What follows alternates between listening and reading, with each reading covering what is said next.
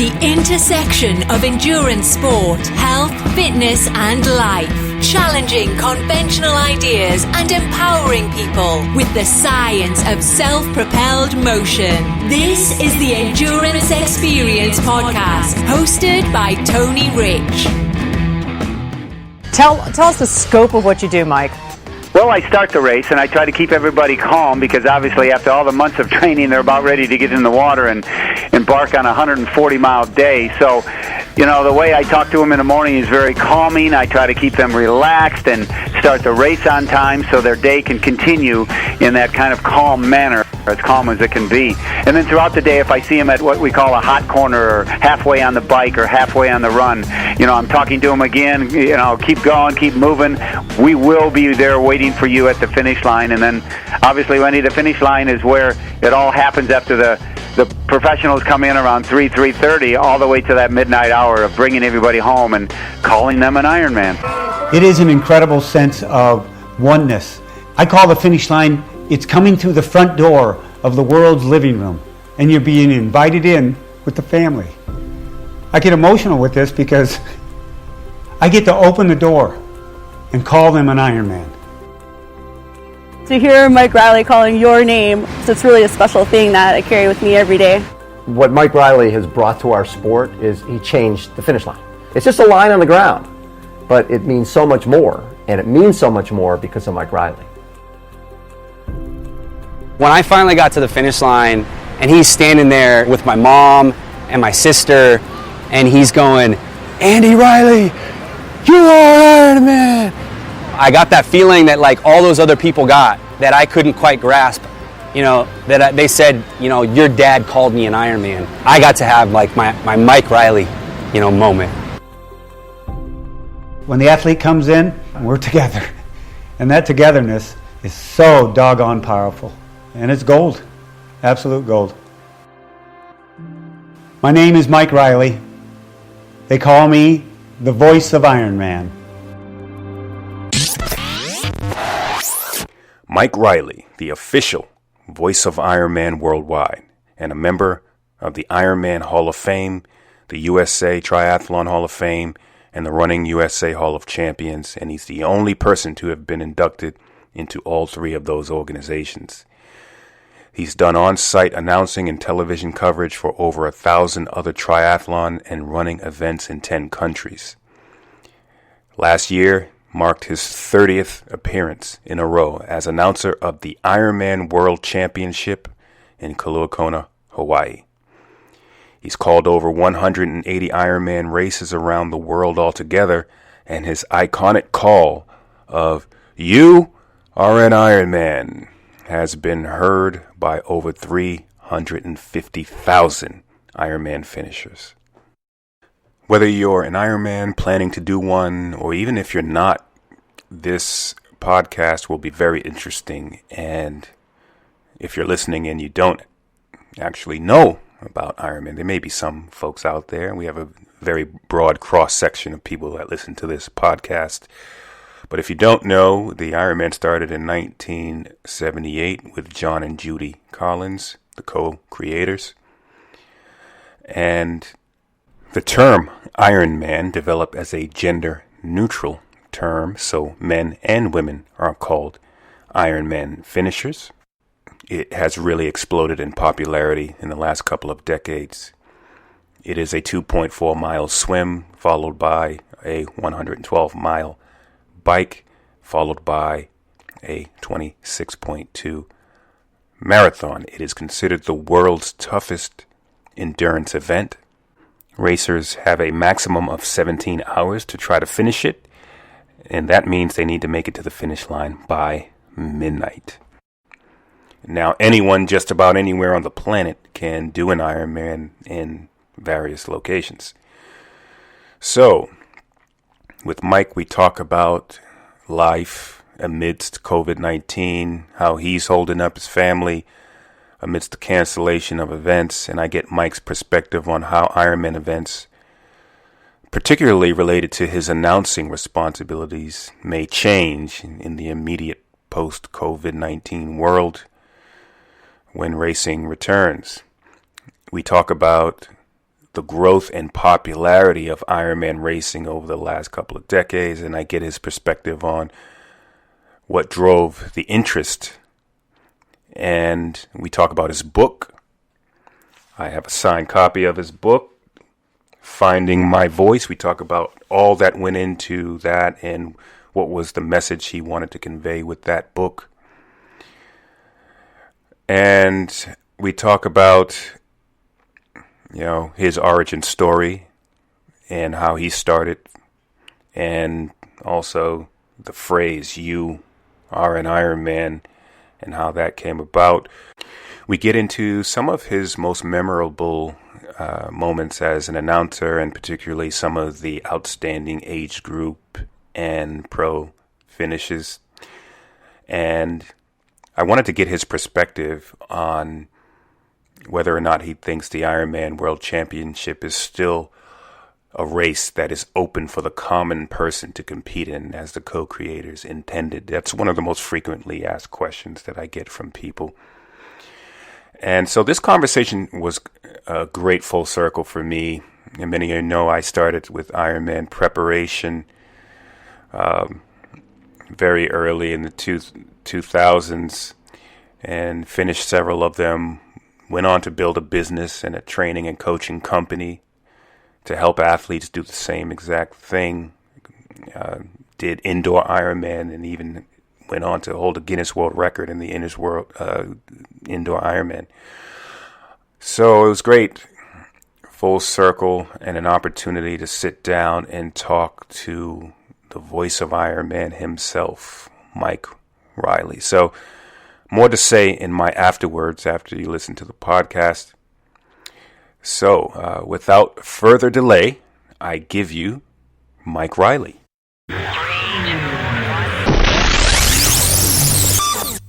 I am on with Mike Reilly, the voice of Ironman. Thanks for coming on to the podcast. Well, thank you very much, Tony, for having me. I'm glad to be here. Great. So there's so much I want to talk to you about. I want to talk to you about your book, of course. I want to talk to you a lot about Ironman and your history, and so much I want to talk to you about. Before then, I want to just get your comments about the environment that we're in. And so it's almost insincere to talk about racing in this environment. We're in a global pandemic that has taken the lives of something in north of 220,000 people in the United States, 40 million cases globally. So, so what are your thoughts? First, we just want to know how you're doing and how your family is holding up, and how has your life changed over the past year or 9 months or so. And then surely you can talk about the Ironman events and the impact of the cancellation of the events and how that's impacted your own life. Well, thank you for asking. The Reilly Clan is well. Everybody's good. And it's interesting because when we go through the facts and figures of what's gone on over the last 8 months or so, it can be pretty depressing. But I'm one to always believe that the way we improve things is to first make sure we're okay and we improve ourselves and we take care of ourselves. And while I, like everybody else, heartfully feel that what's been going on is sometimes very depressing. But I think if we let ourselves get into that rut, so to speak, of, well, this is happening, so I'm not going to do this, I'm not going to do that. And what you end up doing is you start taking yourself down a hole it's hard to get out of. Mm-hmm. And we're all influencers, Tony. I mean, in our world of triathlon and multi-sport and Ironman, we've done some pretty incredible things through the years, individually and as a sport. And if we start taking ourselves down a path individually that is somewhere where we've never been before, but since we think about the woes and the tough times, what's going to happen is people around us are going to start being affected by Right. it, Yeah. and it just becomes a bad. It just becomes a bad downhill race that you're never going to get out of, you know. And so I am one to always think positively about everything I can, about others. You know, people say, "Well, gosh, Mike, just by you talking, you lifted me up," and I don't look to do that. Yeah. But a lot of times it just happens. And remember, you know, I was a teacher back in the day, and teachers teach to learn. The great teachers teach to learn, because you learn every day from your students, from everybody around you, and that's what I want to do every day. And if I can, you know, give a little guiding light to someone, it helps me as much as them. So I don't try to go down the path of, oh my gosh, are there going to be more deaths? I'm as concerned as anybody is, but I'm going to make sure I stay above ground, and I'm going to make sure I try to thrive as much as I can, stay in shape, stay healthy, eat healthy, do everything we can do to do that, because I believe that helps us all get out of the rut we're in. Yeah. And as far as the cancellation of events, I had a podcast with Rocky Harris, USA Triathlon CEO, and we talked about some of the things that might change forever.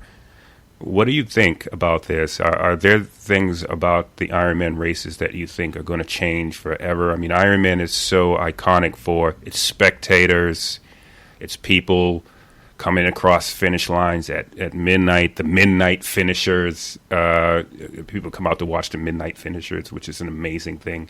Do you think that there's going to be some things that will be changed forever with Ironman as a result of this, or do you think it'll just pass?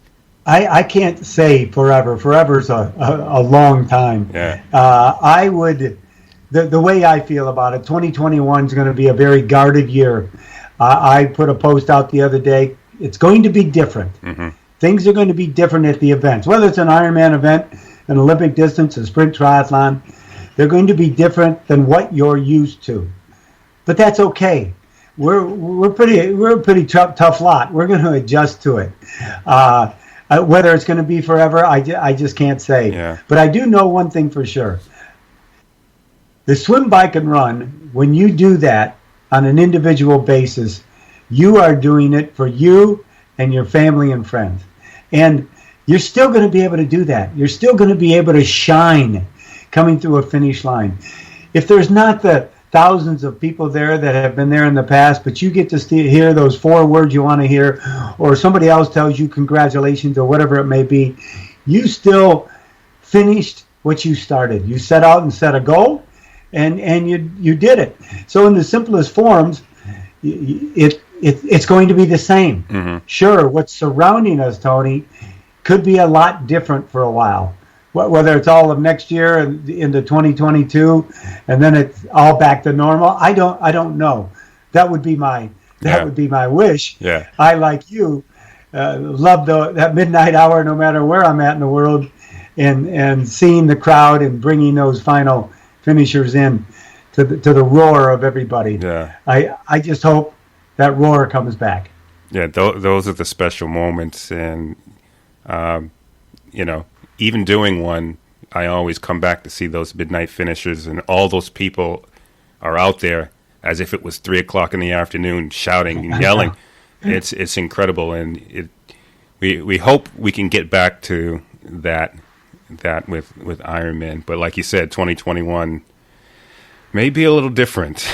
So, okay, so for our listeners who have done an Ironman, know who Mike Reilly is. For those of you that may not have done an Ironman, Mike Reilly became a famous announcer for Ironman races and calling people across the finish line, saying, "You are an Ironman." And he's done that for me, I think, 4 times. You know, it's amazing to me, Tony. People come up like you, hey, you called me an Ironman 4 times, or a woman will come up and go, you know, I've done 9 Ironmans and you've gotten me 7 times. I go, what happened with the other 2? She goes, you weren't there. How come you weren't there? You know, I can't be everywhere, but people remember that exact number. I love it. Yeah, exactly. And so I want to talk about Ironman and how Ironman has grown over the decades, and how it just caught fire. I mean, I started following in the early 2000s, and that's when I really decided I want to do this thing. And at that time, you know, marathons were really popular, and it was hard to come across someone who hadn't done a marathon at that point. And this was really seemed to me to be the rocket, the Ironman rocket ship warming up. After that, it began to just take off, and now it's even hard to find someone who hasn't done an Ironman or maybe a half Ironman. They did so well with the brand, and why do you think this the Ironman brand caught fire so substantially over the last few decades? I think because, you know, our sport caught fire. Swim, bike, and run was a challenge, like you say. I ran a dozen marathons and all of a sudden got into triathlon because to me, I go, well, if I ran a marathon, let me try this swim, bike, run thing. I could probably do that. I think it's individuals like ourselves who set those higher goals. Once we attain something, we don't want to stay complacent. Yeah. And as the sport grew, people grew in the knowledge of it because it was on TV or social media, and they were exposed to it through Ironman or through a local Olympic distance race or whatever it may be. And they said, you know what? If he can do that or if she can do that, I can do that. And so the more people that got into it and the more events that were being put on the map, people became exposed to it more and more. And I think what they did, like I went through the marathon, you know, in 70, I think it was 76. I had running shoe stores in Southern California. I went through all the marathon highs and lows. And what it was is people saying, I need to do that. I've really got to see if I can do that. And the same happened with triathlon and Ironman. Yeah. People, you know what they did? They challenged themselves to all of a sudden want to go a step further. You know, people climb Mount Everest, and obviously that's a pinnacle of pinnacles in that sport. You know, such a small percentage have done it. But Ironman is every man's Everest. Yeah. You know, it's like, oh my gosh. And if people that have finished 1 or 21, if someone in their circle or someone new they met are told that, hey, Tony Rich, you know, he's an Ironman. He did that Ironman race in Mont Tremblant. What? Are you kidding me? Right. And they go, how'd you do that? But as more of them have conversations with people like yourself or coaches or whoever it may be, they all of a sudden the amazement wears off a little bit, and what comes is the reality of them saying, you know what, I think I can do that. Yeah. Because you got to believe the people I've seen come across the finish line, and the ones I've talked to, the hundreds, thousands I've talked to, who told me no way ever they thought they would be able to do this, like ever. Right. And people around them, even loved ones, would say, you can't do that. I mean, can you imagine you set a goal and one of your loved ones say, what are you, crazy? What? Why would you want to do something like that? Right. And that would just fuel the fire even more. So I think it was people challenging themselves and the brand becoming bigger and bigger and triathlon becoming bigger and bigger. When you take a look at, in your area, Mark Walter puts on 9-10 triathlon events. Oh, yeah, Mark Walters, yeah. Yeah, and he puts on all those events. Well, those people, they don't start out by going 140.6 miles. They get introduced to triathlon on those great local events throughout the entire country, throughout the world. And then all of a sudden, okay, I'll give it a year. I'm going to try this Ironman thing. Yeah. And I think you mentioned the NBC airing. I think that had a lot to do with it. It sure did with me. And that's how Ironman sort of got its brand as the hardest endurance event. I do think it is the world's hardest endurance event for sure. And the NBC airing was just iconic. it was 2 hours. You sat down for 2 hours, and it didn't seem like it was 2 hours. Right. And it was just that special itself was that was the thing that hooked me. And when I start watching it, I said, "Yeah, I'm going to do this." And you see, obviously on the show, you see professionals who are going 8 hours, and they're blinding speed over that period of time. But then you see, oh my gosh, that's a mother of 4 who's a breast cancer survivor, and she's doing an Ironman. Right. And here's that 78-year-old fellow who was a former United States Marine who had a heart attack, brought himself back, and he's doing Ironman. Yeah. So they're everyday people, and that's what attracts us. Yeah. It's our brothers and sisters, it's our neighbors, it's people you would never think in a million years, and people who had never played a sport in their entire life. Yeah. Yet they're an Ironman. Yeah, those were the ones. Amputees, people who just had unbelievable life transformations. Someone who struggled with alcoholism, doing an Ironman, or drug addiction, now doing an Ironman, and so many stories. Cancer survivors, and it was those stories that people found inspiring. You're watching it, you start sweating when you starting to see everything going on, and that's what I think they should bring back the 2. I think they drop down the time. I think it's 90 minutes. It's 90 minutes now. I think they should go back to 2 hours, because when it was 2 hours, you had more time for those stories. So hopefully NBC will go back to 2 hours, and you can see more of those unbelievable stories, unbelievable transformations, people losing 100 pounds, and just amazing. So yeah, I do agree. It certainly has caught fire over the last couple of decades. So let's talk about how you started. I want to get into your book, and you tell the story in your book, Finding My Voice. I have my signed copy from when you came to Boston. I think it was. Oh, Race Mania. Race Mania. I think I have my signed copy that I got from you. We met there. I got a picture with you there. Great book. I read the book. This is a book that every Ironman, I think, should read, or even if you haven't done it, you will come out of the other end of the book wanting to do it. So let's talk about your origin story, and how did you start announcing for Ironman, and then we got to know the story you tell in the book about how you first uttered the words, "You are an Ironman," that became iconic. Well, I was always in the sports business in Southern California, the endurance business. I was had a running shoe stores, and after those, I represented lines like Saucony running shoes. I was the first Power Bar rep in the West, and so I was just always that I produced my income in endurance, and then we'd start announcing running races in the San Diego area and doing more, and triathlon started coming along, and I was involved with that, and people would ask me, would you like to announce the race? And then the race director comes along, I'll pay you. And I'm going, what? Oh my gosh. Okay. You mean I can make some money doing this? And it grew into a deep passion for me, because I don't think, Tony, there's much else better we can do in our lives than make someone else's life happier.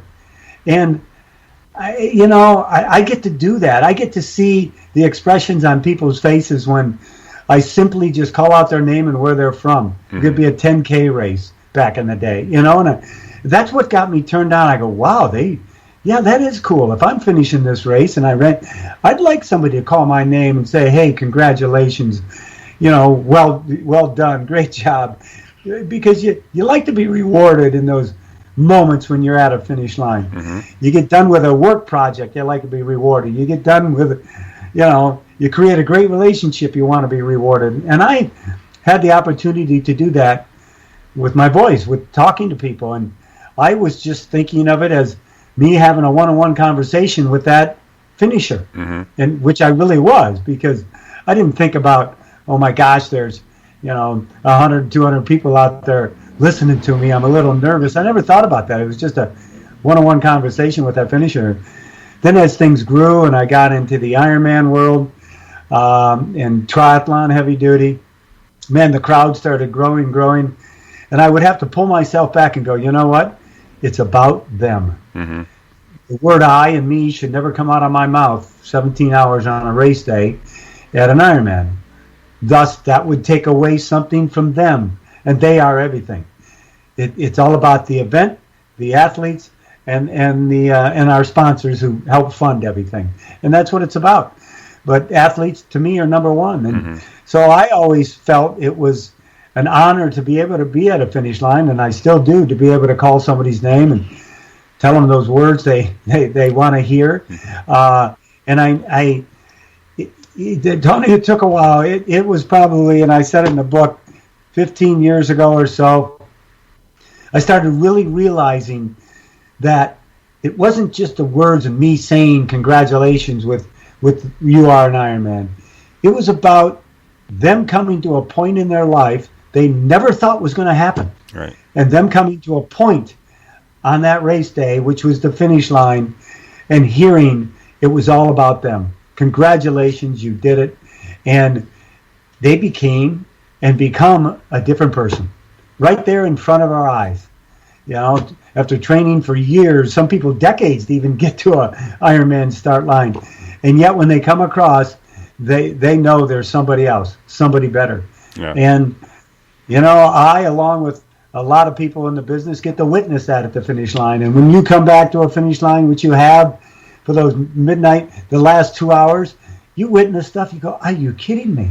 Yeah. Jan Frodeno, who won Kona last year, set the course record. He's with us at the finish line the last couple hours, and he's putting medals on finishers. I mean, here's the world champion. Could you imagine you're finishing your golf round and Tiger Woods puts a medal on you? I mean, in our sport, that's what happens. But all of a sudden, people are coming across and stumbling across, and he looks over and says to me, he goes, how did they do it?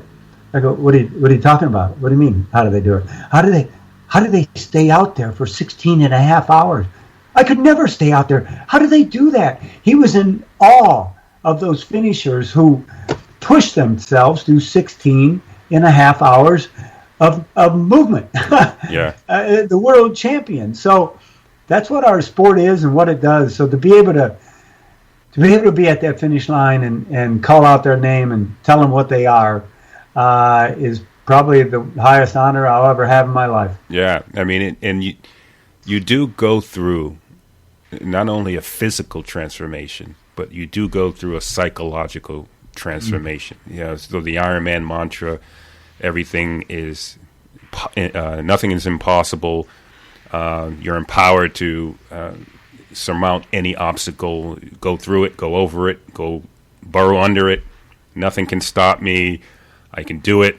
All of it, it's balled up into one. And when someone finally travels 140.6 miles without stopping, and then they see that finisher's chute, and it's lit up like Emerald City from Wizard of Oz.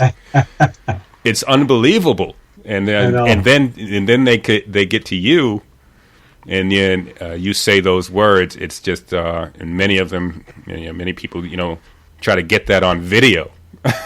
Do you have your voice insured? Singers sometimes have their voices insured. I know, people have. It was some time back. I had an old manager years ago, went to Lloyd's of London, and I mean, I don't, because if something would happen to my voice, Tony, then I would just have to walk away. If something happens, I want to collect this large sum of money. That's not me, and God willing, I keep it, strong and enough for you, as long as I can. But you minimize. Go ahead. Go ahead. Yeah, I've heard. I look back and I'd see an old video, say 20 years ago, whether it's Kona or another race, and I'd hear. And one time I go, "Who is that? Oh my gosh, that's me." I sound a little different then. My voice was a little higher pitched then. As you get older, it gets a little lower pitched. Yeah. And I could I could play with the range of my voice quite a bit on a microphone, but I never tried. I just wanted me to come out. I didn't want to, hey, everybody, you are, I didn't want to go into a radio voice, which I would do kiddingly with people sometimes. But when it's live, it's, you're going to get me. That's all I can give you. I'll give you everything I got. And what God gave me in this voice is what I'm going to give you. So, no, I'm not going to insure it or anything like that. But you go through in a race. You'll how many words do you say? I mean, you probably go through so many words in the course of calling a 17-hour race. Does that play into how many races that you decide to do per year? It really never has. Physically and with travel and how many races there are. The biggest year I had was 15 Ironmans. And the tough part about that, there was 3 in a row. It was Australia, I think another one here in the States and another one back in Europe. And I go, what did I do that for? It was great being at the event and calling those 3 Ironmans 3 weekends in a row, but it beat me up. And I started thinking, I can't. I want to be able to last, and I think it'd be easier to do the race than wake up at 4 and be out there till 1 a.m. So I think next year I'm looking at 11 or 12, and that's usually a good number. So no, I never really. It's more about the travel, and I don't want to be gone from home all the time. Yeah. I always liked having a break in between an Ironman. I'd do 2 in a row, and I've done that quite often, but I like doing one, and maybe 3 weeks later there's another one, then 2 weeks later there's another one, so enough to recover. And right, yeah, people want to hear Mike Reilly call their name. I hear people talk about it all the time. So so the book, let's talk about the book. So it's a great book. I read through it in a day or so. Thank you very much. And I'll put the link to the book in the show notes so that all of the listeners can get it. I highly recommend you get it, read it. But even reading the book, there was some chapter when you're describing what the day you go through and everything. I'm starting to sweat because my heart starts beating because I remember all of this stuff. It comes back. And, it's like watching the NBC airing. I can't do it without getting ready to get emotional and sweating and everything like that. I got a lot of that reading your book. So how did the idea for the book come about? Well, years ago, 10 years ago or so, I think Bob Babbitt said, Reilly, you got to write a book. You're seeing more at the finish line than anybody.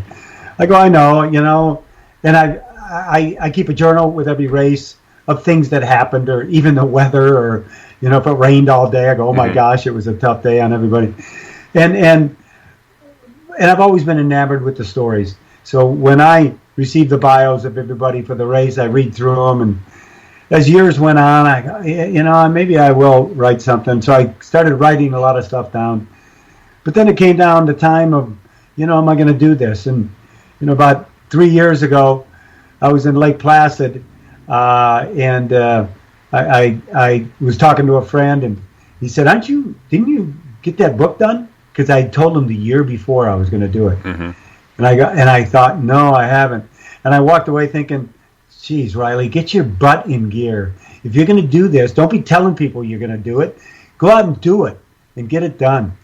So I started putting everything together, and worked with Lee Grunfeld, who's been a dear friend for years, and his wife Cherie has won her age group in Kona 13 times, so he knows Ironman, he knows me. So we started collaborating, and from the time we decided, okay, let's do this, and I self-published, so I had to learn that that whole world.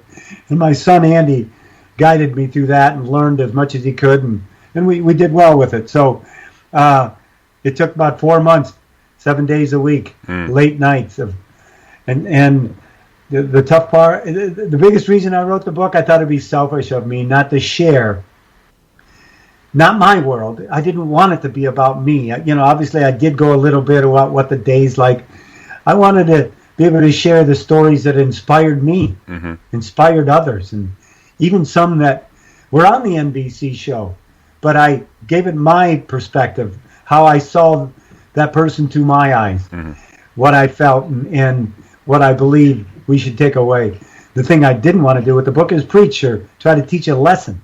Yeah. You know, people, I have given motivational speeches and things like that, but I'm just a storyteller of great stories because I've seen it. And I felt it would be selfish if I didn't put this in a book. Yeah. And the hardest part, Tony, was leaving some great stories out. I mean, I could only go, I couldn't do a War and Peace, you know, I couldn't go a Bible. And so people have asked, are you doing book number 2? And I'm thinking about it, how it's going to be themed or how I do it, I don't know yet. But I just love sharing the stories and people telling me, oh my gosh, I can relate to that because my cousin had this, or I relate to that because I got hurt and came back. And, you know, it's just, and I've the nicest thing I've had people say to me, it was Ironman Florida last year. I was signing autographs. A guy came up to me and I thought it was his wife was there, which it was. And he goes, can you sign my book? So I signed the book, took a picture, and he started to walk away. And she grabbed me and turned me away from him and said, I need to thank you. I go, yeah, sure. For what? I knew the world my husband was in, and I always pushed back because I thought it's just way too, but after I read your book, I now understand. Thank you for giving me the understanding. And I never thought in a million years it was going to reach out to people who had never done an Ironman, but there's a lot of family members and friends who are in the world with us, but don't do it, which is okay. But to help them understand was very nice to hear from her. Yeah. And I mean, there are so many stories of people who thought they couldn't do it, and then, you know, read stories like what you have in your book, and then they made the decision that I'm going to try to do this. And, you know, I came full circle with it. I got very deep into the science, and I just really became intense with the science behind how to transform a body and move a body, and, you know, the science of self-propelled motion. And I have now started coaching with it and I've seen people and coached people who go from, I can't believe I just pushed that submit button on the computer and signed up for this. And then at that time, they just can't believe how they're going to do it. And then gradually, incrementally, the training, the science, it all comes together. And then they get on that beach on race day at 5 o'clock in the morning, and they're ready to do it. And you feel like a superhero. Many times you're in the best shape you've ever been in your life, and you do feel like a superhero, like you can do anything. And seeing that transformation is unbelievable. And Tony, I just thought about this, and I haven't talked to anybody about it in the last 8 months because people, gosh, Mike, you must really miss the finish line. I do. But you know where else I miss? Right. And I don't think I'll be able to do it in 2021. I would stand right at the water's edge, everybody in their wetsuits lined up, in the middle of them, high-fiving, and I can't believe how many hugs I would give, and I could see their faces and the trepidation of like, oh my gosh, what am I doing? It's joy and fear all mixed into one person's face, and it's amazing. And but to be able to, I try to touch everybody, and you're going to do it today, and you know what? I'll meet you at the finish line, and you know, macho guys, I'll meet you there, Mike. Please be there. You know, and it's just, I wish we could bottle that and show the world how we become better because of this. And a lot of us, you know, individually have become better, and we've gone and changed the ways of the worlds around us. But I will miss that, Tony, of not being able to stand. Ironman Florida is on the schedule November 7th, and I hope I can be close to them somehow. I'll be talking. They'll hear me, but I don't think I'll be able to be out there high-fiving everybody, obviously. Yeah, of course. Yeah, that's what I mean. Yeah, some things may be different, but maybe a volume 2 would be great because, like you said, if you would write about all the amazing stories, you'd never stop writing. So maybe a volume 2, volume 3, it's to get all of those stories in. So let's talk about that. And knowing that there's so many incredible stories, whether they be professional or age group, and you can't really talk about all of them. What are some of the performances that stand out to you in the years you've been announcing, either professional or age group or both? Well, throughout the years, ever since I started in '89, the professionals have always wowed me at every race. I mean, I started excuse me, I started when Mark and Dave in 1989 battled each other for 140.6 miles. I got to see that race live, and I was just enamored by them. I go, these guys are superhuman. And as years went on, both the men and the women setting records, going so fast, a record being set, and 5 years later somebody crushes it, and you go, I never thought that was going to happen. Yeah. And so the professionals have always, I'm in awe of them. They are the leaders of our sport when it comes to performance, and they sacrifice a lot to toe that start line and get to that finish line. And they also balance a lot like age groupers do. But when it comes to age group performances, people always ask, what are some of the most amazing ones you've ever seen? And you know what? Every age group that has finished an Ironman should have their own video that plays on TV for the world to see. Mm-hmm. Because everybody's got those individual backstories that makes them who they are and what they went through to get to that start line, let alone the finish. But, and I think the people in my book, I think about the Sarah Reinerstons who, failed, came back and did it. Scott Rigsby, who failed, came back and did it. Yeah, Rudy amputees. Garcia Tolson, who failed, but yet came back and did it. So it shows you're not a failure if you fail. You're a failure if you don't learn from that experience. But they did. And they came on and they finished.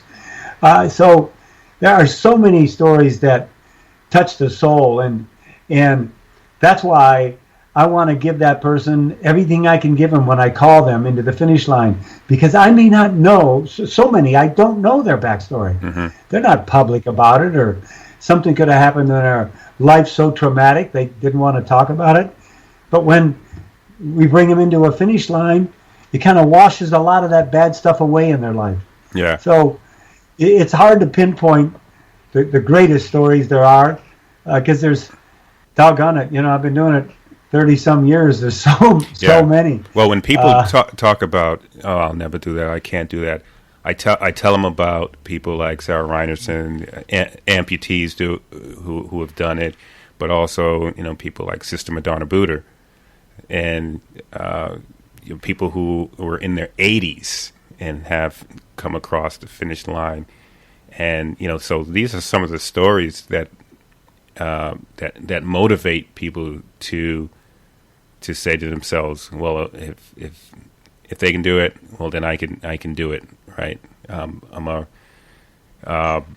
strong-minded, strong-willed person. If they can do it, then I can do it. But yeah, there's so many stories, and I think you've got some of the best ones in the book, and but they keep getting written every year. Just when you think that you've seen the most incredible thing you've ever seen in your life, the Hoyts, right? Rick and Dick Hoyt. Somebody else comes and does something even more incredible, and they just keep coming every year. That's one of the reasons I would tell people, God, I want to write this book, but I live in a never-ending story. Where does it? My stories keep coming. I mean, I see them over, at race after race. That's what I love about doing what I do, because I know at Ironman Florida, there's going to be new dreams come true right in front of our eyes. Mm-hmm. New stories that are developed because of that race. Yeah. And you can't talk about them all or put them all in print, but they're out there. Yeah. So I'm like you. When somebody says, oh, I can't do that. I got a bad knee, and you're talking to the wrong guy. Yeah. You're talking to the wrong guy. I don't understand that language. You're talking a different language to me. He goes, what are you talking about? I go, let me tell you one story. And they'd go, well, that's one person. No, there's probably about 350 like that one person who overcame that bad of it. So excuses are invalid. Yeah. Okay. So let's. I want to ask you a question about the Ironman World Championship. So the co-founders, when they started the Ironman World Championship, they indicated that the race should always be open to the common person, meaning you have the qualifiers who actually train really hard to win their age group and get a Kona slot. But the co-founders said it should always be open to the common person. So my question is, do you think the spirit of that still holds true? Because a lot of the athletes, I ask because a lot of the athletes that want to try to go after that endeavor, they feel like it's getting increasingly difficult to get into. So you have to win your age group in order to get in. But then there are just people that, for whatever reason, would have a very difficult time to get that fast. So my question to you is: do you think it's the spirit of any person can get into that race, can do it? Well, I don't know if John and Judy Collins meant that if anybody, it was easy for them to be able to say that because obviously there was one race and it only had a few hundred people and it could grow. I think with the growth of our sport in Kona, you can only get so many bikes on that pier. I think it limits out at 2,500. So what Ironman's tried to do, and remember, I don't work in the Tampa office. I don't work for Ironman. I'm an independent contractor. But what I see is that, with the legacy program of doing 12 Ironmans, so many have gone through that and come to Kona. The Ironman Foundation, I'm the ambassador captain for the foundation. A lot have gotten to Kona through the foundation. Will everybody be able to go do Kona? No, not everybody will even be able to go run Boston if they don't qualify. Yeah. So, but I still believe the spirit is there. And even though you may not be able to get to the Ironman World Championship in Kona, which is the pinnacle of our sport, the pinnacle for a lot of people could be Mont Tremblant, Frankfurt, Lake Placid, New Zealand, whatever that may be. And I've had people come up to me and go, you know what, this is my Kona. I go, yes, it is. You just did New Zealand. This is your Kona. There's nothing wrong with that. And it is tougher for people to get into Kona just because there's just not that many. If we could have 4,000 people in the race, 5,000, 6,000, but that's just not feasible. So the spirit of it, I think, is still there because a lot of people that never thought they were going to get to Kona end up getting there. And I talked to so many of them. Yeah, it's 140.6 miles, regardless of where you do it. So, the distance is the same. So every once in a while, you'll hear rumors about moving it. I don't know if they're serious. Do you think if they ever moved it to a venue that could serve, say, double the capacity, do you think they would still have the same lore? I don't know. Personally, I would never want to see the race moved. I mean, the island of Hawaii has that spirit, and Kailua Kona has embraced us all these years. I haven't heard anything about a rumor like that in a very long time. So I don't. I would hope it would never move. Yeah, I think you're right. The lore of Kona is part of the magic of the reason why people are getting motivated so much to try to put in the training hours and the time to try to get that fast. So okay, so I think we covered a lot. So what do you have as a final message to Ironman athletes, right? In this really difficult time, so many people thought they were going to race this year, and many people got their events canceled, and it's difficult to be cooped up inside and not be able to do what you normally would do or what you set out to do. So what's your final message to the athletes that had a very difficult time, very challenging year just in general, and maybe hopefully looking to turn a corner in 2021? So the message is the same message I give myself. Never give in, never give up. And while, yes, I face the adversity as much as anybody else with this last 8-9 months, it is tough. It is difficult. And you have to accept that. We're not out there trying to hide in the sand. If you do that, you're going to start having issues and problems. And there's a lot of mental illness out right now, and people are having a tough time mentally with this. But I think what you really have to do is you have to look inside and say, okay, who am I? And what was I before this? Mm-hmm. How come I can't keep that person alive inside of me? Events shouldn't dictate your life. Your life should be dictated by who you are and what you want to do. Mm-hmm. And what you want to do is you want to thrive and survive and move on. And this isn't going to be with us forever. Right. That's what I'll say. It's not going to be with us forever. So don't let the materialistic things in our lives, like events and things like that, just get us down. You can still go for a walk. You can still go for a run. You can still go ride that bike. You can still go swim in a lake. You can still do things for yourself. And I think that's what I do. People go, Mike, what have you been doing? My gosh, you got no travel and anything? Well, I'm probably in the best riding shape I've been in for years. And I used to complain about all the airline travel I had to do. I go, oh my gosh, I got to get another plane. Now I miss it. What was wrong with me? Now I miss doing that. So I think the best advice you can do is the advice you give to yourself from your heart and your soul. You know what? I'm a strong human. I've gone through some tough times in my life. I'm either an Ironman or I'm not. But one thing I am for sure is someone that's not going to give in or give up. And there will be another side to it, the other side to it. And we'll all be together again, laughing and cheering and bringing people into a finish line and showing the world what we're all about.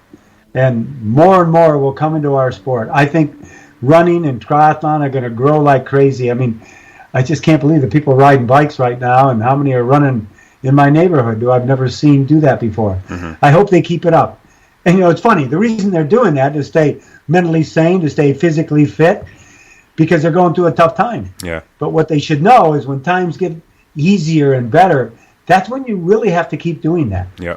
Because then you don't become a complacent human, which I think is one of the worst things you can become. Yeah. So that's my advice. Just look inside and know that you're a strong person and you'll get through this. And remember, if you're a parent, you're teaching your kids something every day by your actions and your looks and your thoughts. So be positive and make sure they stay that way too. Great. Thanks so much, Mike. That was a great message to end on. And thank you for the book. I highly recommend the book. I'll put the link in the show notes. I enjoyed it very much.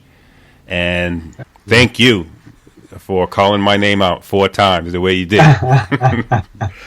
maybe there's, I don't know, I'm getting older. I'm coaching more than anything now, but maybe, who knows, we'll see if there may be another one in me. Well, Tony, I appreciate you having an easy name. Can you imagine when a name comes up, and I've pre-read a lot of them. Some of them will have 23 letters. I go, oh my goodness, this person might only hear their first name. I don't know if I can get that. So Tony Rich is just perfect. Yeah. Awesome. Thanks again for coming on. Thank you very much for having me, Tony. Aloha to you, and be well, my friend. All right. Thanks again to the voice of Ironman, Mike Reilly, author of the book Finding My Voice, a book I think all endurance enthusiasts should read. And even if you're not an Ironman or thought about an Ironman, again, pick it up. You'll be glad that you did. When I read the book, I came across a brief passage, and when I read it, I immediately dog-eared that page because it basically expressed exactly what I was feeling. And as a coach, I said to myself, this is something that I really need to convey to athletes. So I'm going to share it with you now. It's a very brief passage. And so here it is. A passage from Finding My Voice by Mike Reilly. People enter Ironman races for many different reasons. To deal with trauma, to reinvent their lives, to honor a lost loved one, or just because it's the next big challenge in an accomplished life. For some, it's a cleaning of the soul. For others, a way to redefine their identity. They throw themselves into the fire to learn something or prove something about themselves, or to finally obliterate self-limiting beliefs that have been holding them back, not just in their athletic endeavors, but in their lives. Letters, emails, and phone calls with athletes all over the world have driven home for me that Ironman is not just a race. End of passage. That passage really encapsulates much of what I've seen, not only in myself, but countless people we've now trained and coached to do the Ironman. After people spend sometimes 9 months to a year or more of training, literally spending hundreds of thousands of yards swimming, thousands of miles cycling and running, putting in 10, 15, 20 plus hour training weeks sometimes, working with coaches, getting the science down, getting the nutrition and fueling right, getting the recovery right, making sacrifices, getting the support and buy-in of everyone in your life.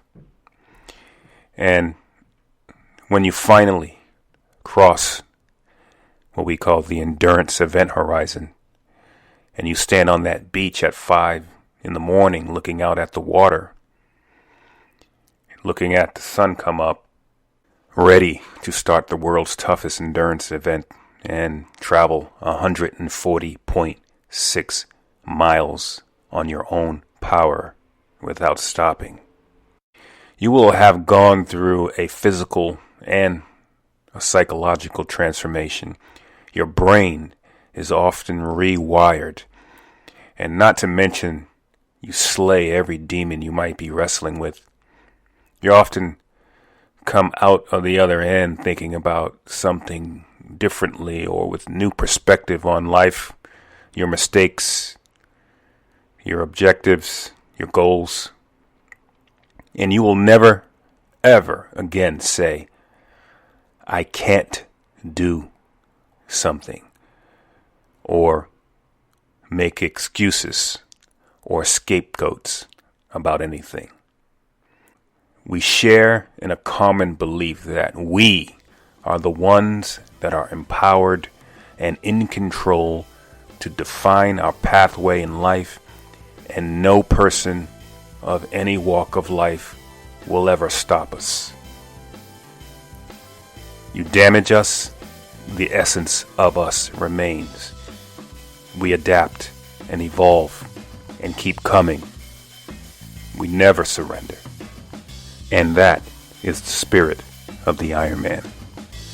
Follow Event Horizon Endurance Sport on Facebook, Instagram and Twitter for training programs and services. To become a member of our Endurance Institute or for a complete archive of podcasts, log on to our website, eventhorizon.tv.